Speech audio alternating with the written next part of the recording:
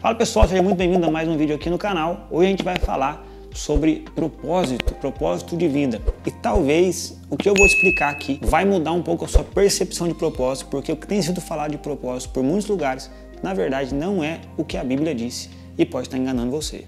Então vamos lá. O texto que a gente vai ler para dar base é o texto que dá o nome à minha igreja, que é a Igreja Poema. Foi daqui que a gente tirou o nome Poema, que é o texto de Efésios 2, versículo 10, que vai dizer o seguinte: pois somos feitura dele, criados em Cristo Jesus para boas obras, as quais Deus de antemão preparou para que andássemos nela. Essa palavra feitura, quando você clica nela, se você usa uma Oliver Tree, na versão Strong, que traz palavra grega, palavra hebraica, a origem das palavras, essa palavra feitura é a palavra poema.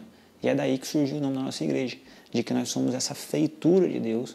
E o sentido desse nome é de que nós somos lapidados, né, como um diamante. Por isso que tem um diamante lá no nosso símbolo, que assim como vem de um carvão, ele vai sendo lapidado até que ele vira uma obra-prima. E esse texto aqui, ele é muito famoso. Se você é calvinista, você ficou muito feliz com esse texto que eu li, porque ele fala que somos feitura dele, criados em Cristo Jesus para boas obras, que de antemão ele preparou para que a gente realizasse. Então aqui eu já quero estabelecer uma coisa com você e já quebrar um entendimento. Presta atenção. Toda e qualquer obra que a gente vai realizar para o Senhor não é a respeito de nós. Toda e qualquer obra que nós vamos realizar para o Senhor é para cooperar com o plano de Deus para o mundo, para a nação de Israel, para o povo de Deus, que somos nós.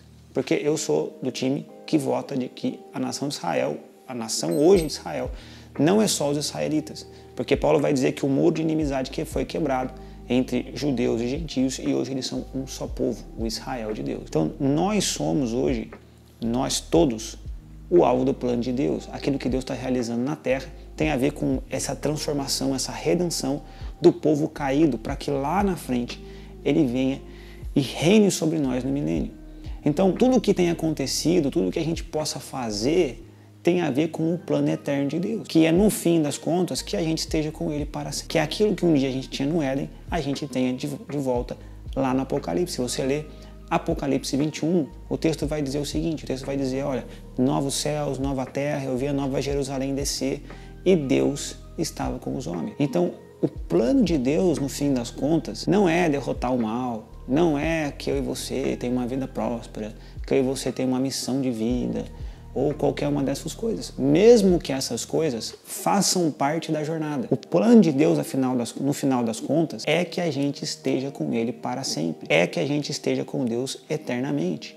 Então todo o trabalho que nós estamos fazendo, aquilo que eu estou fazendo aqui agora, aquilo que muitos outros ministros estão fazendo, é para que nós possamos cooperar no plano de Deus, para que eu e você estejamos lá no final com Deus para sempre. Então, aqui a gente precisa entender que há uma diferença, porque se a gente pega esse texto solto, vocês são feituras de Deus, preparados, beleza. Se você ler só dessa forma, dá a entender que desde o início tudo que a gente já viveu na nossa vida, a gente viveu porque Deus quis. Então, todo o mal que você fez, toda coisa, o pecado que você praticou, a vida porcaria que você tinha antes é porque Deus queria que você tivesse. Não é isso. Esse texto não está falando isso. Porque a Bíblia vai dizer, no livro de Filipenses, que nossa vida está escondida em Cristo. Vai dizer que existe, o que eu quero dizer para você, que existe um você que é a versão de Deus na sua vida. Mas existe um você que é a versão do pecado reinando sobre você. Porque ele está dizendo, olha, tem um texto em Deuteronômio que eu gosto muito, que é o seguinte. Lá em Deuteronômio, ele está lá dizendo para a nação de Israel, ó, eu estou dando a lei para vocês. Se vocês seguirem essa lei, vocês vão viver. Mas, se vocês não seguirem essa lei, vocês vão morrer. Então eu coloco diante de vocês a vida, que era seguir a lei, e a morte. Fica na escolha de vocês. Se vocês querem viver essa vida, ou se vocês querem viver essa morte. Se eu for me perguntar, né, Guilherme, se é calvinista, se é arminiana, todas essas coisas que geram discussões, eu vou ser bem sincero para você.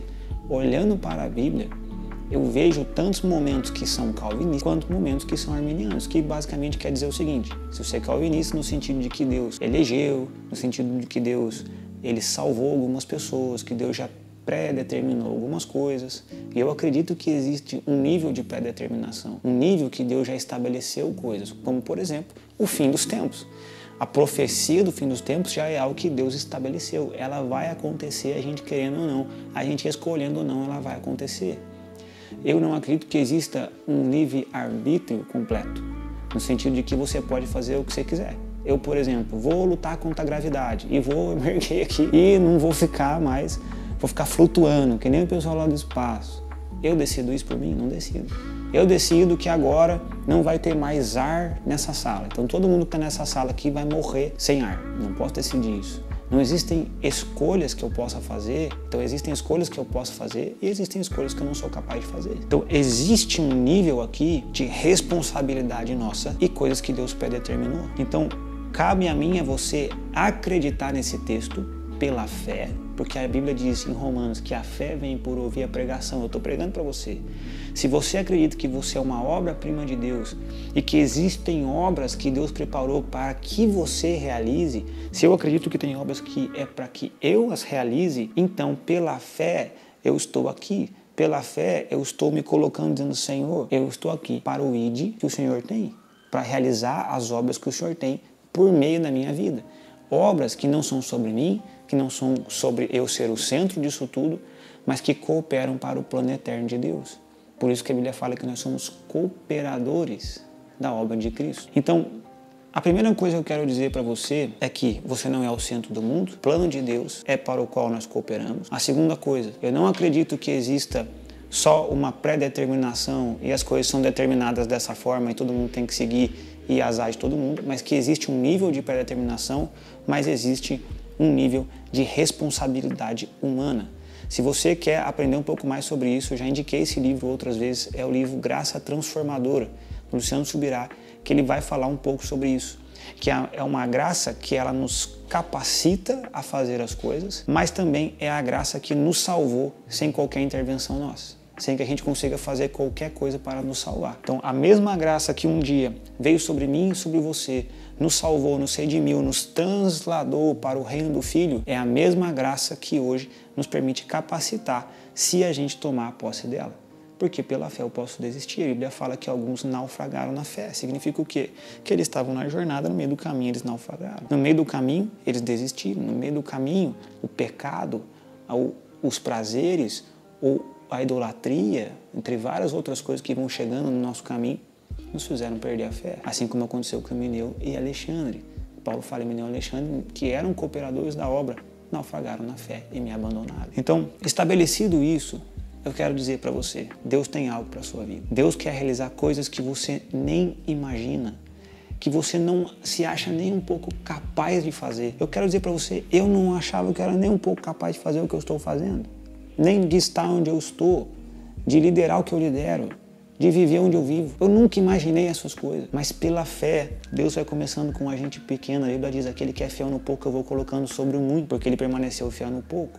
Então, quando eu colocar o muito, ele vai continuar fiel. Então, existem pequenas coisas que Deus já está colocando você, que tem a ver com as coisas grandes que Ele quer colocar você. Só que para isso, você precisa acreditar que Ele tem uma obra na sua vida e ser fiel naquilo que Ele começou. Ser fiel nas pequenas coisas. Acreditar nos pequenos começos. Deixa eu te dizer uma coisa. Você já pode ter recebido uma profecia. Você já pode ter sido ungido por alguém. Aconteceu isso com Davi. Davi foi ungido. Mas deixa eu te falar uma coisa. A Bíblia diz que Davi ele foi ungido e ele foi colocado no trono. Não foi o que aconteceu. Não diz que ele foi ungido rei e no dia seguinte, sai Saul, entra Davi. Não foi o que aconteceu. Ele recebeu a unção para ser rei. Então ele entrou num processo para se tornar rei. Porque não era só a unção que ele precisava, mas da estatura, da maturidade, do caráter, da experiência, da sabedoria, para que quando ele estivesse naquele lugar, todas essas coisas o ajudassem a ser o rei que ele foi. Da mesma forma, José, e olha que forte isso. Tem um outro vídeo aqui que eu falei sobre o que essa história nos ensina, a história de José, que em Gênesis você encontra a história dele, mas no Salmo 105, versículo 19, se eu não me engano, vai dizer o seguinte, que Deus querendo enviar uma fome, olha que forte, Deus enviou uma fome na terra. E a Bíblia diz, mas antes Deus mandou José. Porque quando você lê a história de José e você vê todo o sacrifício, todas as coisas que ele passou, as injustiças e tudo mais que ele passa, parece que a história foi só daquela forma cronológica. Mas na visão do salmista, no Salmo 105, ele vê que Deus ele envia José para algo que Deus iria fazer. Que a Bíblia vai dizer, Deus envia José antes da fome, mas diz, preso em correntes e grilhões, para que a palavra que ele recebeu o provasse. Você pode ler no Salmo 105, busca aí que você vai achar. Então, existem coisas na nossa vida que estão acontecendo agora que tem a ver com o futuro. Da mesma forma que José, que Deus havia enviado uma fome, Deus queria enviar uma fome, mas antes ele manda José, tem coisas que Deus quer realizar onde você está, mas antes Deus mandou você, para que ele possa trabalhar no seu caráter. Assim como uma obra-prima, assim como um poema de Deus, você possa ser lapidado para se tornar quem você vai ser, para ser capaz de suportar o lugar que Deus tem para te dar, para que a sua fidelidade nas pequenas coisas se desenvolva, para que você seja fiel nas grandes coisas. Então sim, Deus tem um propósito na sua vida, Deus vai realizar algo na sua vida, mas sempre se lembre, é sobre o plano de Deus, é sobre você acreditar ou não nesse plano e sobre cada um de nós passarmos por um processo e sermos provados no hoje para que a gente possa viver o futuro que Deus tem. Se você gostou desse vídeo, não esquece de se inscrever, compartilhar com outras pessoas, deixa o seu like, isso me ajuda muito e entra aqui na playlist para você acompanhar outros vídeos que a gente tem de ensino bíblico e a gente se vê no próximo vídeo.